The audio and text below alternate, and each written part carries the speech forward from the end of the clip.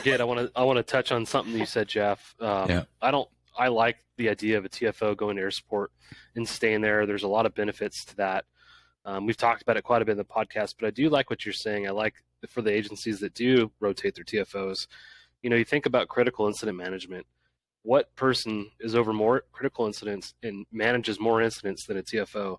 Right. So when it comes to the overall development of an officer and a supervisor, man, what a benefit to the department to have that TFO rotate back as a corporal, as a sergeant, and as a lieutenant, as an incident commander. I mean, you just don't get more experience managing critical incidents than you do in a helicopter, where you're over every single critical incident that city has during that shift.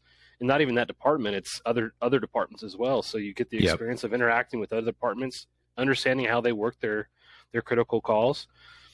And I think all that stuff is huge when it comes to the overall development of a good officer. Yeah, you really hit on it there with the working with other agencies. I mean, we worked with, California Highway Patrol, Corona Police Department, Riverside Sheriff's Department. And so you learn their lingo, you see like, hey, this department does this really well, and maybe we can incorporate that, into our, with ground units like perimeters. Some departments are really solid on it. Other departments, need some work on it, whatever.